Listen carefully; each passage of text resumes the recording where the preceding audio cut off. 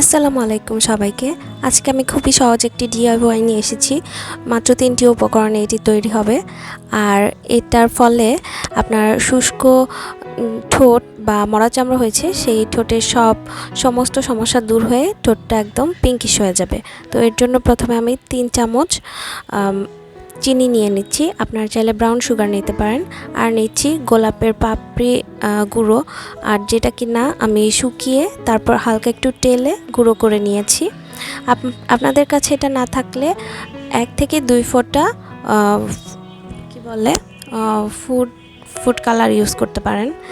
আর food colour দিয়েও আমি use করেছি, তবে আমার কাছে গোলাপের এই পাপড়িটাই বেশি এফেক্টিভ মনে হয়েছে, সেজন্য আমি এটি আবারও বানাচ্ছি।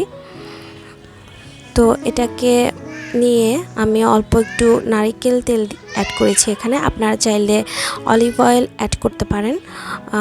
অলিভ অয়েল অ্যাড করলেও ভালো থাকবে। এটা শুধু ময়শ্চারাইজিংয়ের জন্য। তারপর এটাকে ভালোভাবে মিক্স করে আপনারা একটি এয়ারটাইট বক্সে রেখে দিবেন।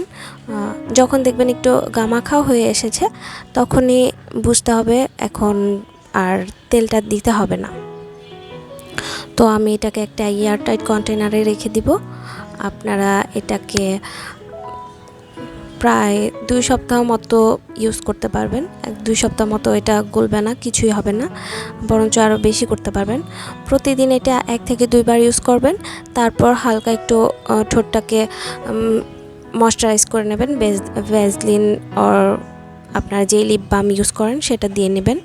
তো আমি একটু হাতে ইউজ করে দেখাচ্ছি। এভাবে হাতে 30 সেকেন্ডের মতো হালকা হাতে ঘষে নিলেই হবে।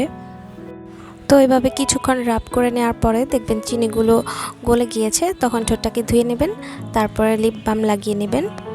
আর এটি সত্যিই খুব ভালো ফলাফল দেয়। আমি নিজেই ইউজ করেছি। এটা আমি সেকেন্ড টাইম বানাচ্ছি। এর আগে আমি সবসময় ফুড কালার দিয়েও ইউজ করেছি, সেটাও ভালো ছিল। সাধারণত প্রতিদিন সকালবেলা ঘুম থেকে উঠে এটি ইউজ করে দেখবেন, আপনার ঠোঁটটা অনেকটাই পিঙ্কিশ হয়ে আসবে। ভিডিওটি ভালো লাগলে লাইক করবেন আর একটি সাবস্ক্রাইব করে দিবেন। আসসালামু আলাইকুম সবাইকে, টাটা।